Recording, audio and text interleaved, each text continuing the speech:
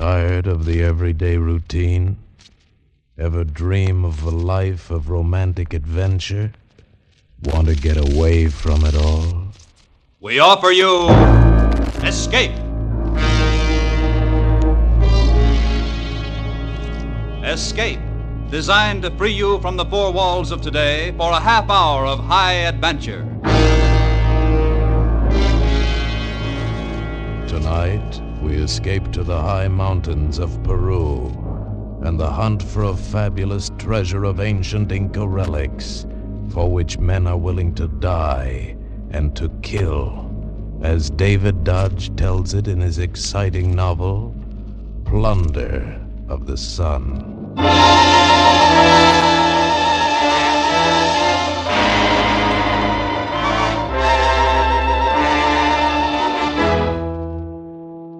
Living the way I do by my wits, you get into all kinds of risky deals, but I had no idea when I took Senor Berrien's little job that it would lead me to terrible danger, to a beautiful woman, and to a fabulous buried treasure of the Incas. I didn't have to take the job, but you see, there was Ana Luz. She was Senor Berrien's nurse, pushed him around in his wheelchair, gave him his heart medicine, and so on. I first saw her that day when we all met in the park at Valparaiso. Here, let me brush that bench off for you first, senorita. It's pretty dirty, I'm afraid. Gracias, senor. Not at all. You are simpático, senor. Senor Colby, Right, Senor Berrien. Now, what can I do for you? I am told that you are a capable man, one who can be persuaded sometime to take on a delicate assignment. Is it legal? Senor Colby, I am a reputable businessman. There are, however, complications. For instance? For instance, I am going by boat back to my home in Peru. I wish to take along a small package, but this package contains an ancient Peruvian relic of great historical value. Peruvian law prohibits the export of such things, but this was smuggled out of Peru. I have come to Chile and recovered it, and I wish to return it to its rightful place in Peru. Unfortunately, however, Chilean law also prohibits its removal, and so... So you want me to smuggle it for you? Smuggle? Well, not exactly, but you see, I cannot carry it. I am too well known as a collector of such things. I will be thoroughly searched. However, you will be American tourists. You see, you would be performing a service to my country. You put it nicely, senor, but it's still smuggling if I'm caught. I shall pay you 1,000 American dollars. Oh? You will pay, not the government. I am a collector and an archaeologist. My name will be forever connected with the recovery of this relic. That is what matters to me. Well, I could see a lot of Peru on $1,000, especially if I had someone to show me around. Will the senorita be coming along? See, of course. And most grateful to you. All right. I'll do it. The worst part of the boat trip was that I wasn't supposed to be seen with Berrien or Ana Luz. The first day out, I was standing at the rail talking to one of the passengers, another American, as they came along. Yeah, it's a nice country. Lots to see in South America. Have you been to the Inca ruins in Cusco? No, I haven't gotten up that far yet. Oh, well, you'll find it... Oh, pardon me. Well, buenos dias, Don Alfredo. Yeah. Buenos dias, senor. You're in good health, I trust? Sí, gracias. And how are you, Ana Luz? I am very well, Senor Jefferson. Gracias. Good. I hope to see you later, perhaps. Hasta luego, senor. Oh, sure. Hasta luego, Don Alfredo. Your friend seems surprised to see you here. Surprised? He almost had another heart attack, the old robber. Interesting-looking man. Who is he? Name's Berrien, Peruvian dealer in antiques. Oh, and the girl? Oh, his nurse. Even more interesting. Yes, isn't she? Tell me, are you perhaps also a dealer in antiques? Me? I'm just a tourist, like you. That was the first hint of trouble. When Berrien saw this tourist, Jefferson, his face had gone white with fear, and I knew I better keep a close eye on the man. On our last night out, trouble came. I'd been playing poker with Jefferson and some of the passengers in the smoking room. When Jefferson left, I got out of the game as soon as I could and went to my cabin. Just as I turned into the corridor, I saw a dark figure hurrying away from my door. I went into my cabin and looked around. Everything seemed all right until I noticed the catch on my suitcase had been opened. Then I knew that hurrying figure couldn't have been Jefferson. He was too tall, and only one person knew I had the package. I went out into the corridor. There was a light on in her cabin, and I entered without knocking. Oh, Senor Colby, what do you want? Ready for bed, senorita? Bathrobes, slippers? What do you have on under that? Senor Colby. Let me see. Stop it. Just as I thought, senorita. Why are you fully dressed under your robe? That is none of your business. I think it is. It was a waste of time, senorita. I carry the package on me. Oh, senor. Now suppose we go next door to Berean's cabin and tell him you're not as trustworthy as he thought. Oh, you don't... That you're trying to get the package, too. We'll let him find out why. All right, come on. He's asleep. We'll wake him up. You cannot. I have given him sleeping pills. We'll see. Come on. Take your hands off me. Let me go. Wait. Huh? That was Senor Berean's little bell. Beside his bed. There is something wrong. Now listen, Let me go. I must go to him. All right, we'll go together. Where's the light?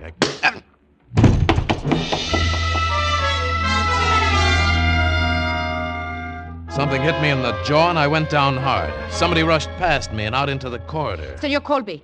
Senor Colby. Hurry, turn on the light. Huh? By the door. Something is wrong. All right. Wait a minute. Don Alfredo. Don Alfredo. Yeah. Something's wrong, all right. He's dead.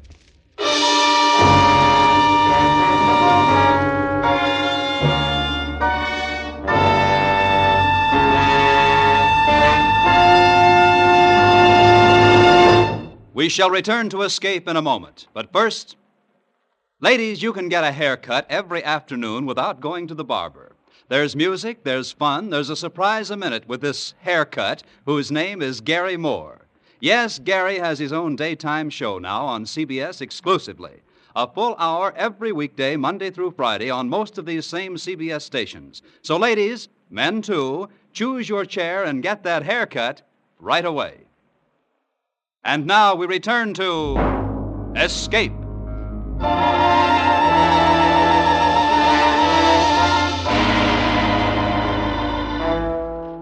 Don Alfredo Berean was dead of a heart attack, or so the authorities in Callao said. I wasn't so sure they were right, but they seemed to want as little trouble as possible. All I wanted then was my $1,000, but it looked like I was holding the bag unless I could find out what the package was and turn it into money. Soon as I was alone in my hotel room, I unwrapped it. All it contained was a tangle of little colored strings and a page of old manuscript in a language I didn't know. I could make nothing of it, so I took it to the curator of the Callao Museum. Very interesting, very. Where did you get it? From a friend. What is it? A capu, an Inca message cord. A beauty. Yeah, what's the message? It is not exactly a message, senor, just a reminder of a story already known to the teller. Like tying a string around your finger for a reminder. Was there no manuscript with it? Perhaps. Aha. Then the manuscript will tell the story. Look, can you translate it for me? Unfortunately, I do not know the language of the Incas. Well, could you recommend anybody? The best is Don Alfredo Berean. No good, he's dead. What? Don Alfredo dead? This morning of a heart attack on the boat from Chile. Oh, a pity. He was a fine man.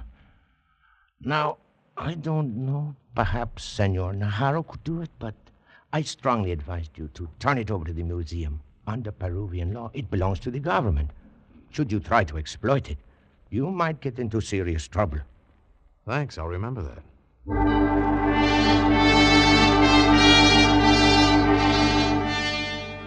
When I got back to the hotel, Anna Luce was waiting for me in the lobby. Oh, Senor Colby. Oh, Anna Luce. You come to show me the town? I have come for the package. You may give it to me now. Why, are you his heir? I was the closest to him. No, it's not good enough, Senorita. He obviously didn't mean for you to have it, or you wouldn't have tried to steal it from me. Well, I must have it. For me, it is a kind of ransom. With it, I may buy my freedom. Your freedom? From what? From slavery, senor. Here in Peru, we have a kind of slavery. My family was too poor to care for me, so they gave me to a rich family as a servant. I am therefore the possessor of my patron, who raised me. With this package, I can repay my debt to him and thus be free. But if Berean was your patron, it would seem that... He was not my patron. Who then? I cannot tell. Oh, please, senor. Please, you said that you would like to be my friend. Perhaps, somehow, that could be. Look, Anna Luce, I want to help you if I can. Well, then but I can't give you the package. I have to play the game my way. Sorry, Anna Luce. Very sorry.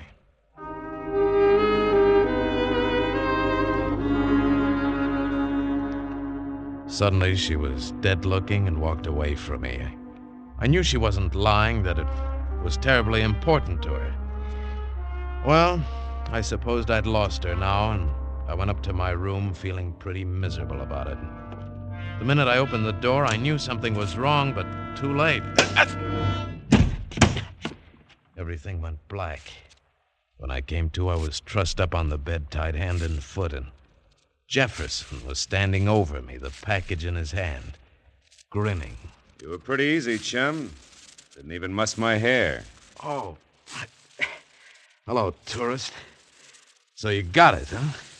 It was you in Berean's cabin, of course. Of course. Now I owe you 2 good socks. Not to mention something for Berean's murder and the loss of my commission. I didn't kill him. He was dead when I got there. So you say. So I say. Anyway, now you can forget it, chum. You're all finished with this little party.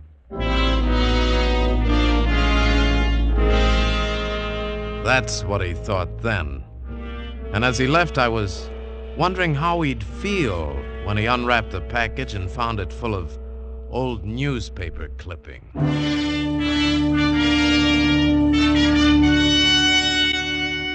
After I got untied, I went down and got the manuscript out of the hotel safe. Took it to a photography shop and had 3 blow-up prints made of it. One of these I cut up word by word and separated the words into 3 piles. One pile I took along when I went out to look up Senor Najarro. He turned out to be an old crow of a man, bald and harmless looking, but sharp. See, very interesting. These words are cut from a photograph of a manuscript, and you want me to translate them? That is hard, senor. They are out of context. Would be much easier if I could use the original or another photograph. No, we'll do it this way. Oh, senor, you do not trust me. I don't trust anybody until I see what it is. Do you want the job? Oh, it's not a job, senor. It's a pleasure. You see, I am interested. This kind of thing is my life. How soon will you have these? You come back this evening, eh? This evening, senor.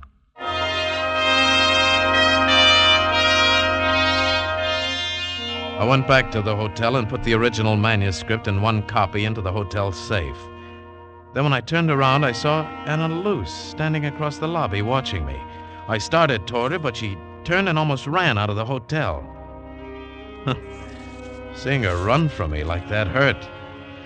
But I had to go through with it. And I had a feeling that it was mostly for her that I was doing it. But to kill time till I could go back to Najarro's, I bought a copy of Prescott's book, The Conquest of Peru, hoping to read up on the Incas and perhaps find a clue to the manuscript. As it turned out, that was unnecessary, because while I sat there in the hotel patio, I had a visitor. Hello, chum.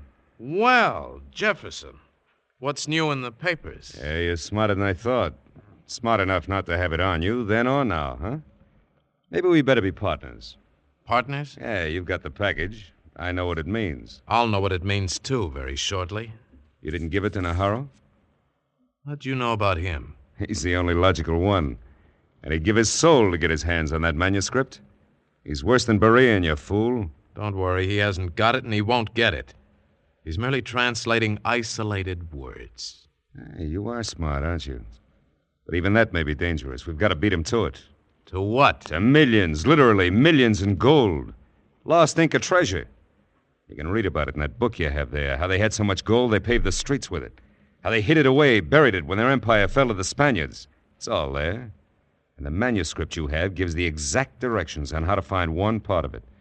A part that's sure to be worth $1 million at present values. No wonder everyone's after it. Now, look, there's no time to waste. Give me the manuscript. I can translate it. You're a man of many accomplishments. I've been an archaeologist. Never mind that. I can translate it. If we're going to be partners. I'll think it over.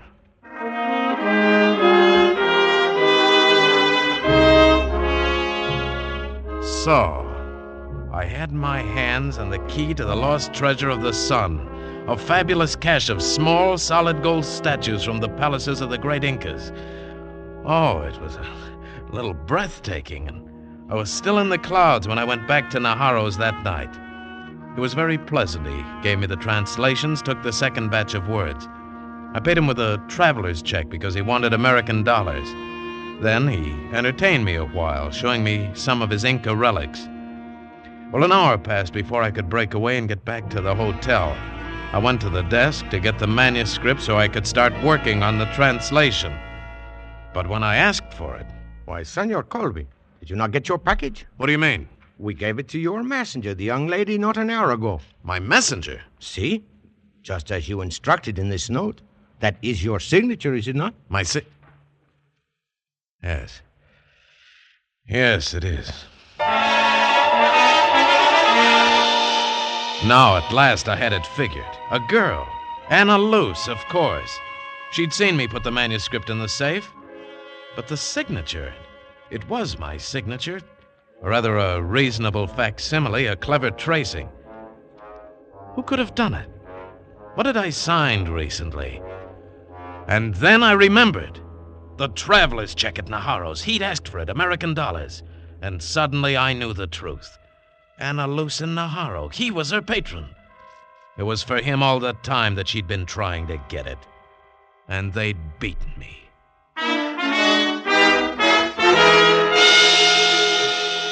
Only not quite. I still had up in my hotel room between the pages of Prescott's book the third print of the manuscript, and they didn't know about that.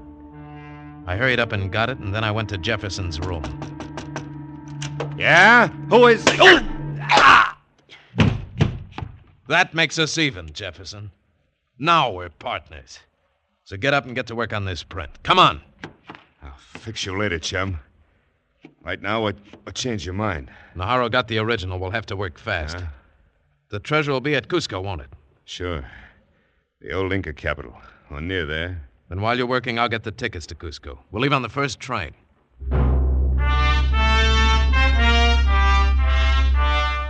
We rode all night on the mountain train to Cusco, and Jefferson sat there in the swaying coach translating. By morning, we had it. The directions to $1 million in gold, maybe more. In Cusco, we obtained burros and supplies and an Indian guide named Tasho. And by sundown, we were in the shadows of the tremendous, brooding ruins of the Inca palace. Even in ruins, it was something you'd never forget. And I got the eerie feeling that the dead Incas were watching us with hate in their eyes. Then Tasho started pacing out the directions from the manuscript, striking down the hill, out across the valley. We followed with the equipment. We were looking for a certain stone. At first, we couldn't find it. An egg-shaped boulder by the side of the stream, it said. There's no stream here. Yeah. Wait a minute.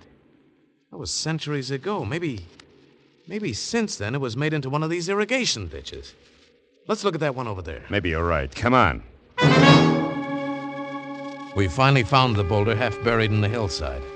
Then it took us most of the night to dig around it, loosen it, and finally topple it over. It was just dawn when we got down to the last perfectly fitted stone. Hurry up. The minute it gets light, this place will be swarming with Indians coming out to work the fields. Okay, this is the last. Have Tasha lend a hand, will you? Right. Come on, Tasho. Easy now.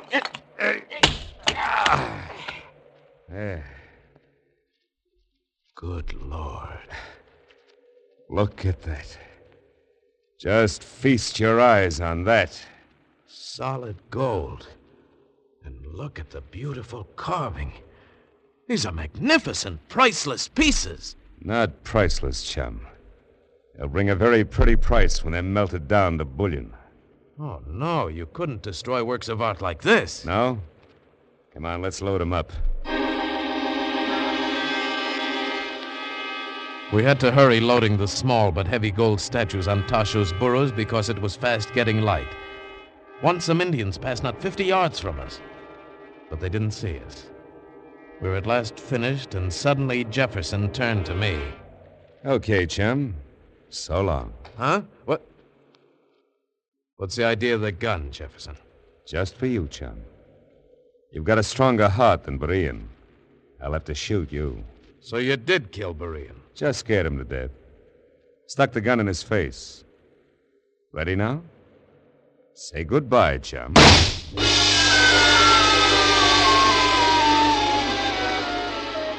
It seemed like I was in a dream. I lay dreaming for an endless time. Faces came and went. I thought I saw Anna Luce, and she gave me a drink of water. And then later, much later, I woke up and saw her again. Senor Colby, Senor Colby, can you hear me? Then I knew it was no longer a dream. She was real. And behind her stood Najarro. Senor Colby. Hello, Ana Luz. How'd you get here? Wherever it is. You are in Senor Najarro's suite at the hotel. We brought you here yesterday after the Indians found you. Thanks. How am I? You are going to be all right. Jefferson shot you, but only in the shoulder. Some Indians were nearby, and he had to run for it. So he just threw you in the pit and left you to bleed to death. And you saved my life. Well, it was not I, but the Indians who found you. Thanks anyway. And, Jefferson got away with the gold? See? Senor Colby, can you tell us anything to help us recover it? Hmm? The government offers you a big reward if you can. The government? You told them? See. I always intended to give it to them anyway. It is only that, like Berean, I am an archaeologist. I had hoped that it might be my name that was remembered as the discoverer of the treasure of the sun. But now, can you help us, senor? Yes, I think I can. But for a price. I have told you there will be a reward. No, more than that. I want you to give Ana Luz her freedom. But, senor, she is free. She is no longer my servant. She is like my daughter. Well, evidently she still feels an oppressive debt to you. Isn't that right, Ana Luz? See, it is. But You see, senor? Will you release her? But of course, senor, she owes me nothing. Senor, until the treasure is recovered and Senor Najarro's name is placed on it as the discoverer, I can never feel free, even so. All right, then we'll get the treasure. Help me out of this bed. Oh, senor, you Do you cannot... think I can stay here knowing how much this means to you, Ana Luz? Come, we must hurry. See, but where? Coming up on the train, Jefferson talked about taking the treasure out of Peru by way of Puno and Lake Titicaca, across the lake to Bolivia. I see, of course. Then we must charter a plane and fly to Puno at once. We flew up to the lake 12,000 feet high in the Andes with the government commandant.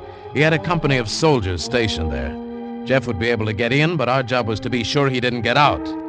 Soon after we arrived, his soldiers brought in the word. They had found the body of Tasho, shot in the outskirts of town. Then he is here already. And he's unloading excess baggage in his own familiar way. We shall search every house. We shall scour this entire shore of the lake. We'll find him. He will hang for murder. Commandant, there's no way he can get around the lake by land, is there? Senor, these are some of the highest mountains in the world. It is impossible. And there is only one ship to the Bolivian shore. It leaves in the morning. We shall search every inch of it. He shall not get away now. But by morning we weren't so sure. Every house had been searched, the shore had been scoured, and the ship gone over inch by inch. Jeff was nowhere to be found. The Bolivian steamer was whistling impatiently for clearance to set sail. They cared nothing for the search, since there is no love lost between the two countries. Finally, the commandant let them go. He could do nothing else.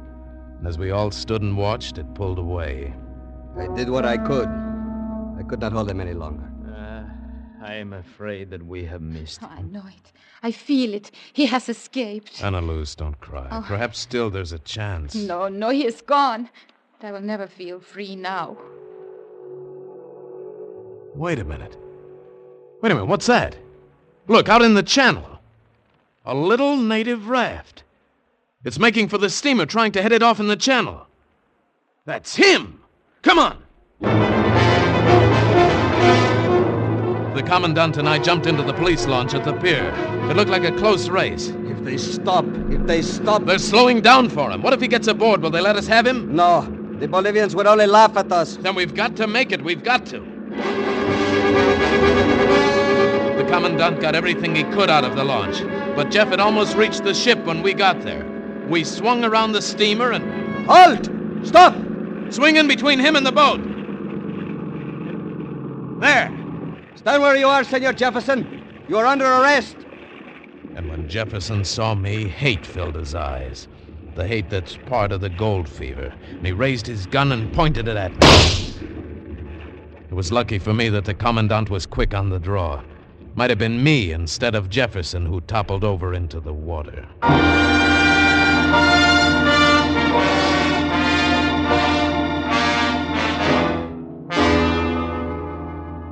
Oh, Senor Colby, how can I ever repay you? Anna Luz, you don't owe me or anybody anything now. This is no way to start. To start your new life. Thank you, Senor Colby. You have made me very happy. I hope that we shall meet again. But, you're leaving? Why? Well, I must get back to Callao and tell Carlos. Carlos? Si, the man I love. The man I may now marry. Adios, senor. Senor Colby, you are a hero. You shall have a big reward. And the people of Peru will honor you. Perhaps. But they'll fall in love with guys by the name of Carlos.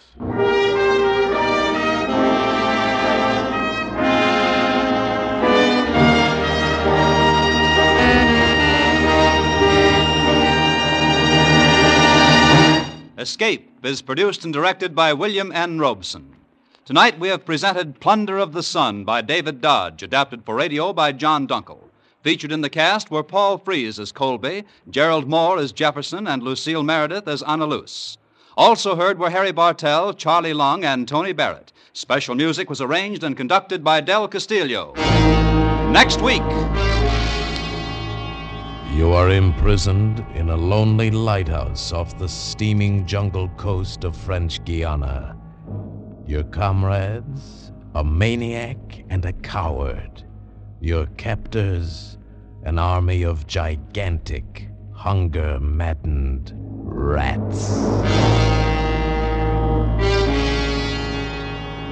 Next week, we escape to a nightmare world of terror and violence, as George Toulouse describes it in his hair-raising tale, Three Skeleton Key. Goodbye, then, until this same time next week, when once again we offer you Escape.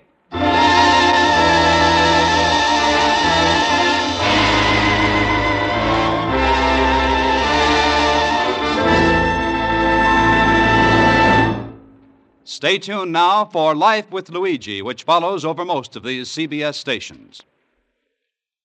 This is CBS, the Columbia Broadcasting System.